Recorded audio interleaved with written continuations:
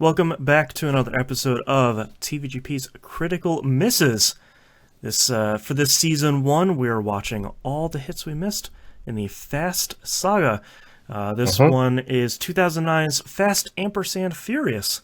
Because did you really just say ampersand? Because every time I was looking for movie posters here before the show, and I kept searching Fast and Furious, and then it was like, no, you mean the Fast and the Furious? It's like, no, never mind. So in Google searching, you can tell how frequently this particular film comes up. Yeah, exactly. We're just like, that one didn't, the first one, right? Not the fourth one, right? It's 1, 2, 3, 5, 6, 7, 8. There you go. It's like Leisure Suit Larry. They just skipped one. It's 1, 2, 5, 6, 7, 3, 8, 9. Yeah. Oh man. So we have arrived at the Phoenix's passing away to the eventual rebirth of the franchise here with Fast and Furious. Honestly, you couldn't have came up with a better metaphor than that, because this is the downgrade. This is the, pardon my puns for the people who've already seen the movie, this is the slope before things go crazy. Like, this is let's just go downhill. And I've been struggling with this all week, if I'm completely honest, because I rate this as the least of the movies. Okay. I do. I can't help it. That's the way I feel about this movie. I don't think it deserves to be bashed as much as I have and continue to do so. You don't like it, but you don't hate it? Yeah. It's like Terminator 3. If you take Terminator 1 and Terminator 2 out of the equation, Terminator 3 is a perfectly fine movie. Right. It just not terrible. Happened to have followed Terminator 2.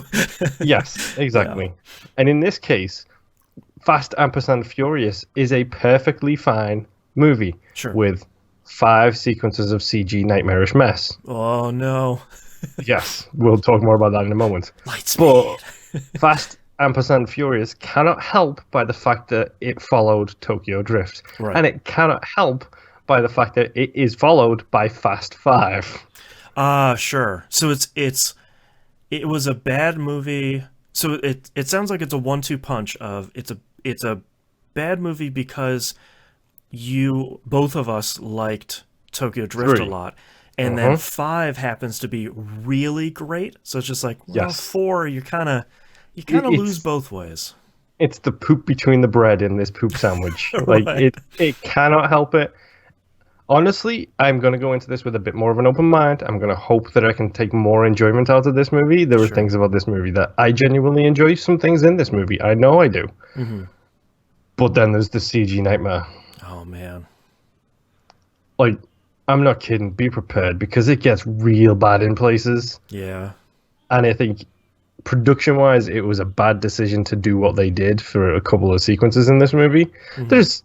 Obviously, there is still some good driving in it. There's still some interesting races and stuff, but there is also CG nightmares. Yeah. And you will probably not find a movie that feels more 2009 than this. Okay. You'll understand why when we get there. Sure. So very much like the first movie, where it's sort of its era. Yes. This one feels a little too late in the 2000s, huh? Yeah. It does, because, like, say what you want about the 90s and the noughties, but there were some pretty good decades. And this is the end of the noughties, when everything is getting a real downer, heading towards the 2010s. Right. It's like, it typifies the end of the 2000s, because it's just like, yeah, you're okay. You're not great. Yeah. But, you're fine. You don't really have a style. That's the one of the biggest things going into this is like, so okay, I have made some notes, so just some things to talk about. The crew is back. Yeah, what's up? Kind of. No. By the crew, I'm talking specifically about 4 people. Okay, that's more than I would have expected after the last couple. Name those 4. Paul Walker. Dom. What's Paul Walker's name? What's his character name? Brian O'Connor. There we go. White guy, make white bread. I was honestly surprised that you remembered that. Dom is probably back. I'm assuming like the big 2 are back. Yes, those 2 are back. Hopefully Ludacris is back. Nope. Ah, crap. Jordana Brewster. Yep, Oh, there's the one I hey. didn't expect you to get. Okay. I think the What's her name, by the way? oh God. It's only been 3 movies. Yeah. I just well, she like disappeared halfway through the first movie. Yep. I don't remember. That's a great question. Mia, I'm a cop. Mia, I'm a cop. Mia, I'm a white guy. And probably, what's her face? Michelle Rodriguez. Ding, ding, ding. He names all 4. Yeah. So we get 2 guys and 2 girls from the original, and that is it. Oh boy. Okay. Nobody else is back. No. Wow. Well. Some cameos here and there, maybe. I see. I don't feel good now saying that nobody's back. Okay, actually, my statement still stands. From the original crew, nobody is back. Okay. My statement stands. Gotcha. This is also the very first movie appearance of one Gal Gadot, Oh wow. Okay. aka Wonder Woman, for those Right. listening. Right. This is her literal first full feature-length film. Wow. Cool. So get ready for some fun when you meet a whole bunch of people you don't know or care about. Right.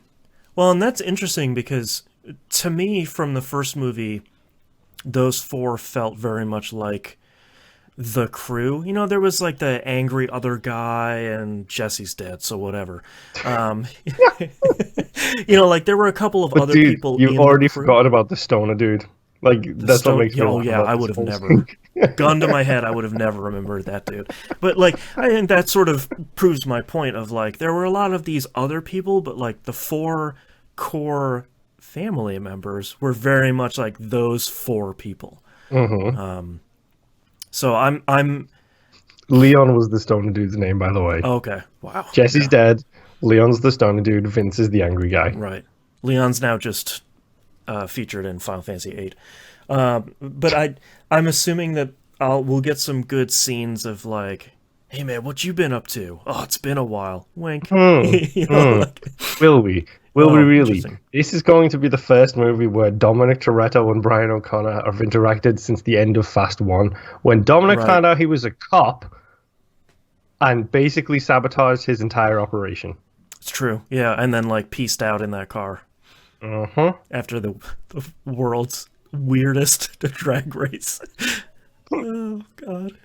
That's still one of my favorite scenes in this whole franchise so far has been The import muscle car drag race for the train. but like the beginning of that scene where it's like, you know, Paul Walker is chasing Dom through the city, and then all of a sudden Dom is just sitting at a stoplight and talking about like, when I was in high school. It's like, what is happening? What are you doing? Yup. It ended up cool, but like, Yes. Okay, so the crew's returned. Prepare yourself for CGI. That's all Okay. I'm going to say. okay. We need to get it out the way for this one because this is the worst case of it. Obviously, 5, 6, 7, and 8 all have some CGI in it, Sure. but they seem to take a lesson from the reception from, this one Right. compared to previous movies. Like use as much practical racing stuff as you can because that's kind of what we're here for. Yes. Yeah.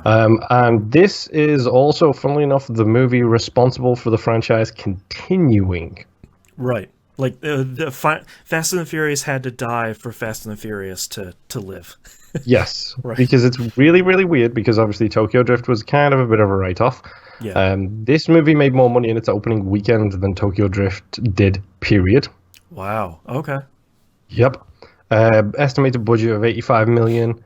It grossed 360 million worldwide. Wow. Did you go see this in the theaters when it came out? I didn't. Okay. I I wonder. think I saw Tokyo Drift in the theaters. I saw one in the theaters, two in the theaters, Drift, and then this one. I was just like, I saw the trailers for it and I thought it looked cool, but then they showed some CGI stuff and I was just like, nope, Right, I'm out. Like I'm not here for that. And I wonder then how went- much of it of that warm reception was the crew coming back after 2 not 100%. having anybody except for Paul Walker, and then 3 just being this weird and slightly campy, enjoyable outlier. Yep, I cannot. I cannot think that that's exactly what it is. It's Right. like, I think it's you take away Vin Diesel and 2 loses a bit of its luster. Yeah. 2 is a good film, but 2 loses a bit of its luster because Vin Diesel's not in it. And at this point, Vin Diesel's kind of getting a bit of a name for himself. Yeah, he's been in a bunch of stuff. He's done Riddick, he's done Pitch Black, you know, he's getting a starting solid... to be an action star. Yeah, he's done Triple X, and even though that's a terrible movie, it's still so good. Right. He's done that, and, you know, then you get Tokyo Drift, which doesn't have anybody in it. Right. And then all of a sudden you see the Fast and the Furious trailer, you're like, oh, what you know, what actor biscuits have they got in to fulfill these roles? And then you see it's Paul Walker and it's Vin Diesel again. Yeah. It's like, wait, what are you doing? And then you learn it's a sequel to the first one. And you're like, whoa, okay. And you're like, all right, hold on. Erasing the other 2. All right, that sounds good. I mean, not for me, but, you know. Totally not erasing the other 2, but it kind of led you down that road. Right. Making you think, okay, so you're just ignoring 2 and 3 entirely. Okay, that's fine. We'll watch this one then. And the movie's like, oh, yeah, ignoring them. Wink. Yes. No, it starts winking in Fast 5. That's when it really starts winking. Is this the first Fast Saga movie to have a post-credits sequence? Yes, I believe so. Because I know Tokyo Drift didn't. I was enjoying that before the credits. Yeah, I was enjoying that outro theme song, which was Fast and Furious. Which we forgot to talk about that last episode. That was a real gem. Okay, I'll have to keep an eye out for that. I'm trying to think if I have any expectations going forward for this, but I've been really trying not to see anything, because I feel like if you look at Wikipedia, like the very first sentence of a Wikipedia article is like, after after these people in the crew died, these people have to go and do something, and this is the bad guy. It's just like, wait a minute. Yeah. So, unlike the original The Fast and the Furious, which featured an extra scene after the credits, which I didn't know about, there is no extra scene after the credits of Fast ampersand the Furious. Okay. Good to know. All right. So yeah, you basically have zero expectations kind of thing for this thing. Yeah, I'm trying to go in as blind as I can, other than like seeing the movie poster and being like, oh cool, Dom's back. All right, yeah. Brian O. White Guy's back. Great. This will be kind of cool. You know, because I want to try and take this ride as blind as possible, because I know if I would look up something, they'd be like, oh yeah, well, this starts the through line storyline that they say one line here and it ties back into this and into that and into this, and then next thing you know, Fast 8 gets spoiled. The back acting, which is my new word for backrunning when it comes to story, or the back canon, that comes into effect in 5. That's when they start really rolling remember this one line we said in the first movie and this second line we said in the third. Right, and it's sort of like, yes, sort of. Okay. Okay. All right. Well, I am excited to watch Fast and Furious. Oh no. It was the 17th most successful film of 2009. Wow. 17th. That's not bad.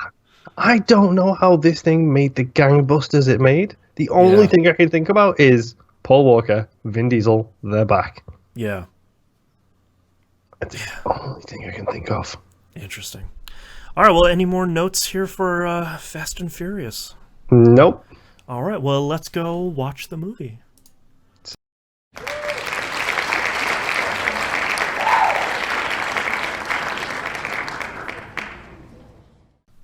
We have watched the movie, as I think we called it last week, Fast ampersand Furious in part 1. So we're here to talk about 2009's cinematic masterpiece. Spoiler alert. Fast and Furious. I got a minor alert on this yesterday, because yesterday we did Game Club. Yes. And I immediately asked you, without any spoilers, I said, did you watch Fast and ampersand Furious? And you said yes. I said, that's a movie. Yep. That's a movie. Yeah. So let's recap really quick. Sure. Fast 1 you liked. Fast 2 not as good as Fast 1. Fast 3 you loved. Yeah, it's probably for me it's 3-1-2 as of so far. I think I gotta say, Fast and Furious starts off on a real high note. This one. Yeah. Talking this movie. Yeah. The biggest pro I will say about this movie, it starts with a banger and Yep. it ends with a banger. That's and true. everything in the middle is just questionable. The beginning, I think, is really great because it's like it sort of brings it back to some of the heist stuff from the first movie, where we have three people in cars, and here's a fuel truck, and we're gonna steal all that fuel. That's a great scene. Han is there. Yes, totally forgot to mention. We talked about this at the end of last week's show. Yeah. I jumped on and watched the trailer for this movie before watching it. I watched it at the end of last week's show, and the tagline for the movie was "New model, original parts." That's right. We forgot to talk about that. Yeah. But anyway, as brilliant and as dumb as this series is in just one tagline. Yes. But yes, the tanker scene, Han is there, which is great. It's like, wait, what? Han's here, just for a little minute. I wrote, this is a funny sort of timing thing. I wrote Letty crush status still in effect. And then about 5 minutes. Your crush status? Or? My crush on Letty, yeah. Okay, yes. And then about 5 minutes later, she dies. Okay. What did you think about the hand throwaway line, by the way? Which line? Because at the start of the movie, after the tanker, when you've got the obligatory bums and cars scene, and they're all having a party, and Vin Diesel Dom is like, we need to go our separate ways because they're really coming at me hard now, and anybody who's with me, and everybody who's with me, they are going to throw some serious numbers at anybody who's running with him. And Han's response is, well, I hear they're doing some crazy stuff out in Tokyo, so I'm probably going to head that way. It's like, okay, set the timeline straight. Yeah, Tokyo Drift takes place after this movie, clearly. Yeah, We've got putting that it now. all together. Yeah. I did like, I feel like in 2009, I feel like we should maybe be getting away from the ladies in short skirts and small shirts dance scenes. Like, it feels, later on they're in a club, and that feels a little bit more appropriate there, but like, I'm obviously not of the street racing scene, but it sort of feels like after Tokyo Drift, like, it's 2009. Maybe we should be done with that. Tokyo Drift had that stuff too. It did, sure, and I feel like that was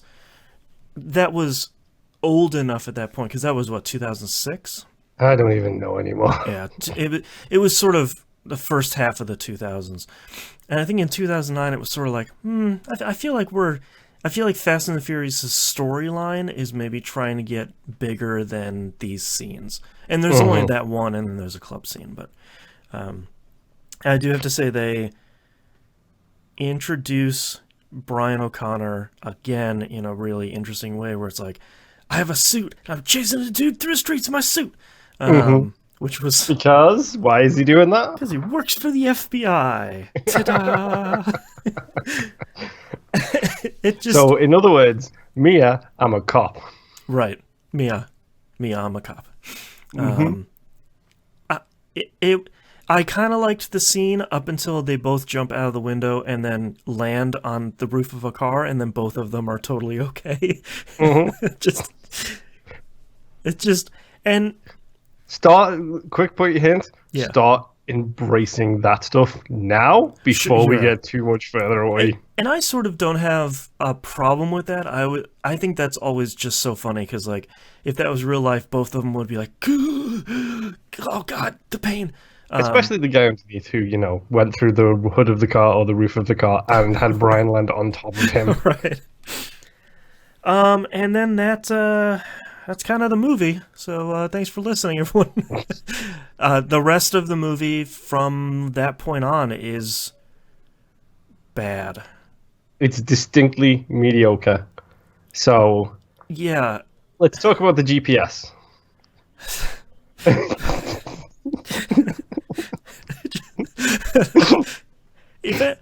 So if anyone listening has not seen this movie yet up until this point, you should at least really go watch maybe the first half an hour just to be introduced to the world's weirdest GPS in this movie. And that shows hot ladies as it counts down for a race. Oh my god, it's so dumb. Just like that. I know I was just talking about like, hey, maybe we're done with these like back alley dance scenes. That is like a little touch of like Too Fast, Too Furious stupidity that I can still kind of get behind. The back alley or the GPS The hot GPS. ladies? You know, I'm thinking of what's her face's car, the pink car, Suki. Suki's, yeah. Yeah, Suki's car, where it's just like, sure, there's a bunch of anime ladies in her car. Why not? Let's lean all the way into this.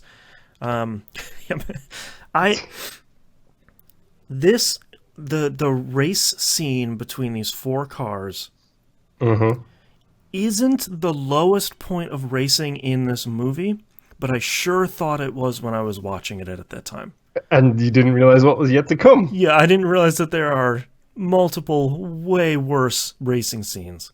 There are moments in that street race that I really, really like. Like the drifting out the way of the car falling off the mountain above them. That's a cool scene, dude. Like he's not the mountain, the overpass, because they ripped that directly off of Tokyo Drift, which is the exact same thing that happens there. That is, I feel like that's one of the coolest shots in this movie. That he's just swerving around and you know, fishtailing around this thing that's kind of falling off the overpass and then kind of careening next to him. That's a super cool shot.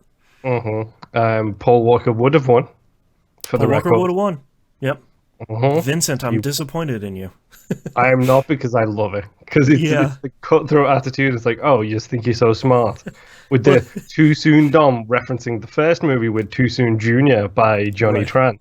Well, it's interesting to see how much the movie is really pushing that Dom. Number one, it's been long enough that Dom is not the same guy. He's not the same sort of warm person he was towards O'Connor before, and he still really holds a grudge and has a huge chip on his shoulder towards O'Connor. Which, I mean, makes sense because he kind of ruined his life. Yeah, and like lied to everybody and was a cop. So it's just sort of like... Yeah, you two know each other? You used to date my sister. You're lucky you're still alive. Yep. What did you think of Braga? Both the fake Braga and the real Braga. I feel like that guy did a pretty good job. Like the real Braga, not the old man Braga. That guy was fake fine. Braga. Yes. Yeah, the younger true Braga. I thought he did pretty well. I feel like he was menacing enough without being cartoonish.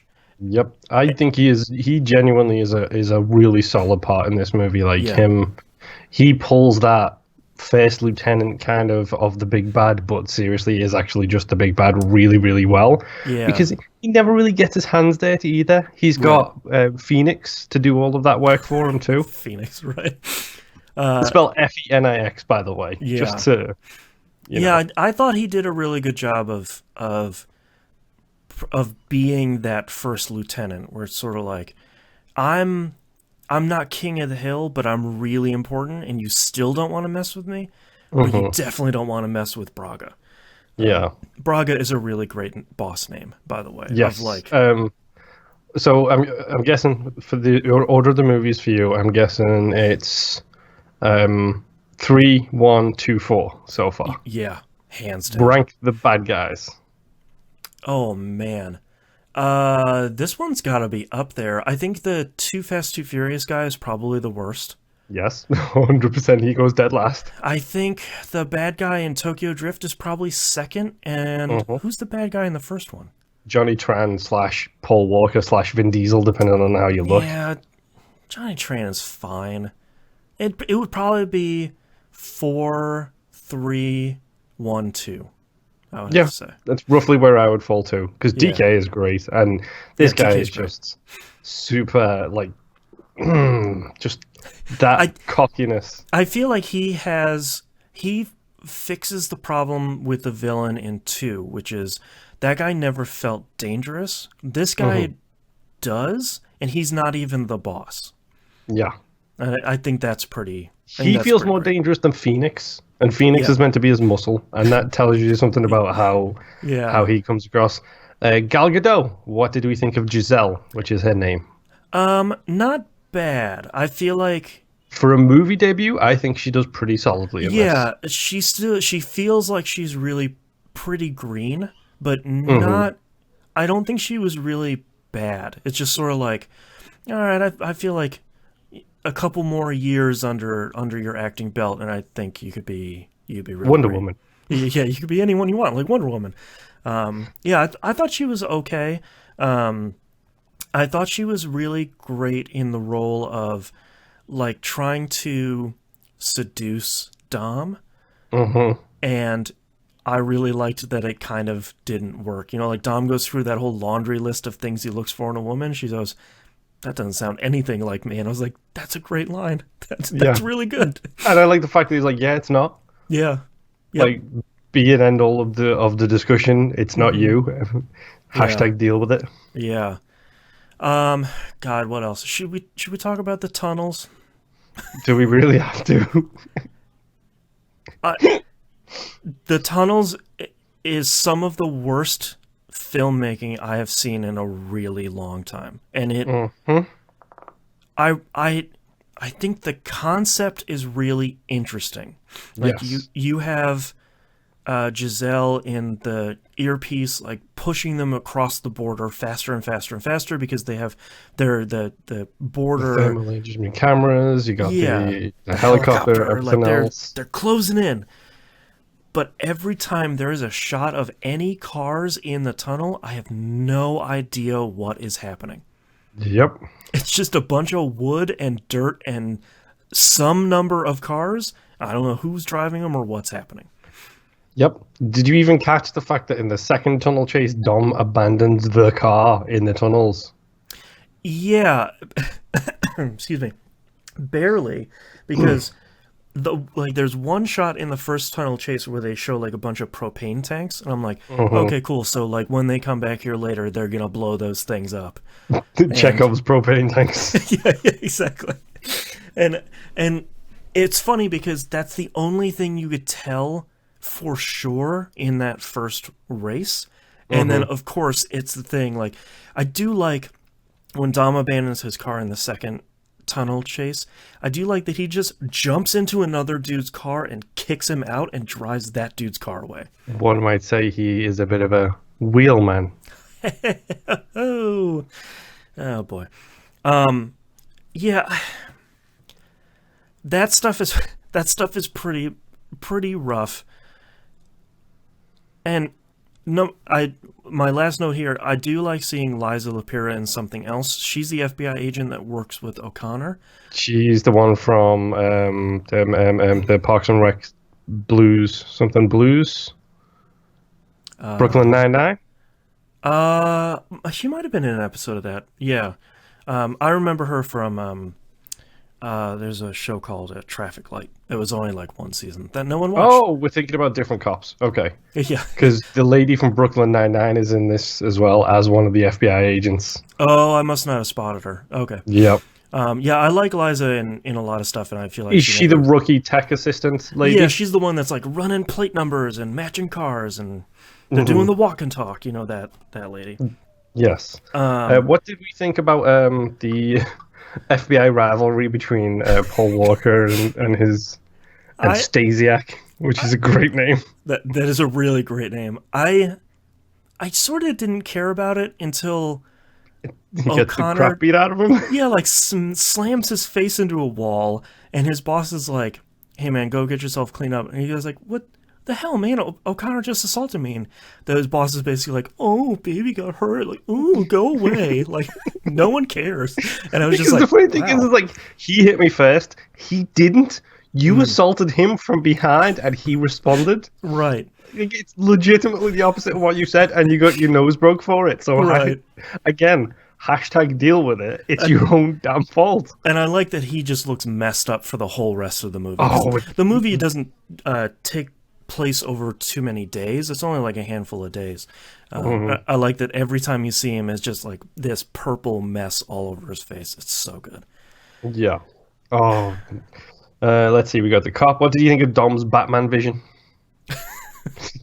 Way back at the start of the movie. Oh my god.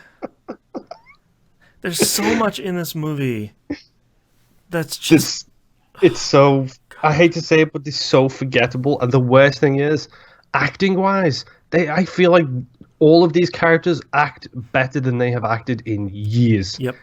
Like the performances from Mia, from Brian, from Dom, Yep. all really solid performances. I think Mia is really good in this movie. I think. I'm sorry it was hard for you to come into my life and lie to me. Where? Yes. Yeah, I feel like there were some scenes with Mia and O'Connor that could have been a little bit better. Like, she asks him when she walks out of the diner, like, hey, why did you let him go before? And he's just like, I don't know. Just like, just do another take of that one. Like, if that's an important scene. But yeah, I would agree with you. I think pretty much everybody stepped up their game in the years. My favorite shot of Mia, though, is the very ending right before the credits, where she's driving her own car and looking like a total BA, and just like, wow, you total 180 here for Mia. This is pretty great. Not gonna lie, this is the movie where I got a crush on her. Oh, there you go. That makes sense. It's worth mentioning as well. Like, I get talking about the acting, the bit where Dom gets Letty's belongings and calls her last number. Yeah. And it phones directly to Brian's phone because she was basically running as an informant for him. That's a fantastic scene. Just him turning around after the phone rung, you're just like, oh no, Brian, get out of there. He's going to kill you. You know exactly what's going to go down, and he literally picks him up and throws him through a shelf. That's a hell of a fight scene, and just like, he manhandles O'Connor, and it's just like, this is how strong I am. Here you go. Whoop. Like, I'm tossing you around. You think you know how strong I am? You ain't seen nothing yet, boy. Right. That's really good acted. Again, but is it bad that this is a Fast and Furious movie, and the best thing in the movie is the acting, and the car bits mostly suck? Yeah. Some pretty cool cars throughout the movie. I feel like none of them were really... There is no hero cars. Yeah, and none of them are really the focus either. Like, in the previous couple of movies, it's like, ooh, the cars, all these cars. And there's like a couple of... I mean, let's face it, you had the muscle car and the red Skyline, I think it is in the first one, like the orange thing that they rebuild. Yeah. They're the two hero cars in that. In 2, it's probably the purple and yellow. And the cars they're both of their cars. Yeah. 3, obviously, you've got the Mona Lisa of drifters. And then DK's black, whatever that thing is, I think it's a 270, Nissan 270. Yeah. That's amazing. The mean and then obviously car. You've got the Mustang that can drift. Yes. But then in this movie, like, I mean, what you get? Dom's muscle car, which he takes off the inhaler on the top of it for, and uses that in the first race. That gets destroyed halfway through the movie anyway. Yeah. I feel like that was just a checkbox they're checking, where it's like, Dom's driving a muscle car, check. Does a wheelie in a muscle car, double check, because he does one at the end and not in the same muscle car. Right, yeah. Which, I do love that death for Phoenix, though, by the way. Yeah, that's, He pulls the wheelie and then Brian holds his foot down when he tries to run away. I think that's, like, the most realistic thing, where it's sort of like, this guy's trying to run and Brian just clamp. Just like, no way, man. Yeah. And there's no real hero cars in it. No. The worst thing is, like, I like this movie. This movie is not a terrible movie by any stretch of the imagination. Unfortunately, 6 years earlier, Bad Boys 2 came out, which is the exact same movie. Really? I haven't seen Bad Boys 2 in a long time. Informant undercover with the mob boss. Cops trying to get him. Mob boss escapes from being arrested and flees to Mexico, where they get a special team to go to Mexico and kidnap the sister back from the mob boss who's in Mexico. Right. The only difference is that involves a Humvee going through favelas and a giant mansion. Right. This is a little bit of drifting through the day and a run through some CGI tunnels. Yeah. I hate the car action in this movie so much. I think for the rest of the movie, I think you use the word forgettable, which is right. It's not a. The movie is fine. I would hesitate to call it good. I think the acting is good. I think a lot of the shots are fairly solid. I think in the non-car racing stuff, I think they're getting a better handle on being a lot clearer about characters moving from A to B, which has sort of been a problem in the series up until this point. But man, the car action stuff is just really rough up until the very last shot of the movie, where number one, we should talk about this. I like that Dom is like, I'm done running. And it's like, all right, well, O'Connor vouches for him and says, he was invaluable to the FBI and everything. And the judge is like, yeah, that's cool. They actually referenced this earlier as well, which I do like, where like O'Connor agrees with the FBI guy about this deal. You cut Toretto free. Yeah. We're done. Yep. And he says that to Toretto when he's like, oh, do you still put milk and cookies out for Santa Claus? I like that. I like that his answer is, yeah. Yeah. But I like that the judge is like, yeah, that's cool, 25 to life. Like, you still broke a whole bunch of laws. No parole, dude. No nothing. Yep. Bye-bye. See you later. And I wasn't, number one, I wasn't expecting that to happen. Number two, I wasn't expecting the movie to just have him be on the prison bus. And I was just like, cool. I guess the 5 will just open with a jailbreak, I guess, because this seems to be where the movie ends. And then the engines start, and I was like, hell yeah. this is where Fast and Furious happens. And just seeing the 3 cars coming around with Tego and I don't know the other guy's name, but Tego and his friend from the very beginning of the movie, looping back around to show up at the end. Yep, them and Mia and O'Connor just sort of. But badass Mia and O'Connor driving the muscle car as well. It's one of those shots where it's like, all right, man, like you kind of brought it back at the end, like this is going to be some, and I almost like it better that we didn't get to see the heist, see that breaking him out, because I think that's really cool, seeing him smile and then just boom, the credits. Well, minor spoiler alert for the next movie. Sure. It opens with that sequence. Dope. I like it. I'm much more excited.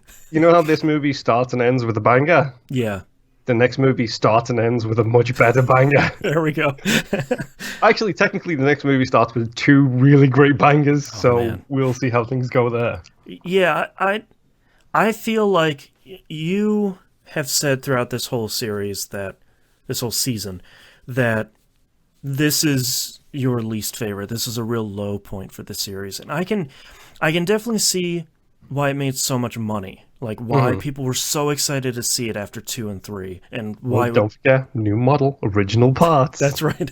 I could see why it why it brought so many people... Oh, no, use the puns, enjoy them, embrace them. Oh, I'm a dad, I can use all of them. I can see why it brought so many people to the theater for just like, hey, here's the sequel to the first movie. We just dropped the from the title, and it's still the same one. Let's go. And it's just not good. It's just That's the funny thing is, it's not a bad movie. No. Genuinely speaking, it's not a bad movie. The CG is questionable in a lot of places. That's the start. That's the stuff that really kills it for me, is like the race in a Fast and Furious movie. You want, especially coming off of Tokyo Drift, where it's just like, here's an hour and a half of real racing. Fast and Furious having all of this CG tunnel business is... The tunnels is the worst idea. It's a real bummer. It's okay doing little bits in tunnels. Like, I'm pretty sure there was tunnels in the street race at the start of the movie, but that was still majority of live action stuff. Yeah. And there was tunnels in, I think, in Tokyo Drift, the way they did go through a tunnel at some point. Spoiler alert, there's tunnels coming up as well, but they're not like entire sequences in a tunnel. Yeah, it's like minutes they're going through a small tunnel while they're racing elsewhere.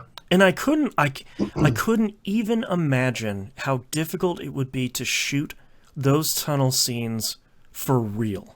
Practically, yes. It would be impossible. Yeah, it would be nearly impossible, which suggests maybe find a different way.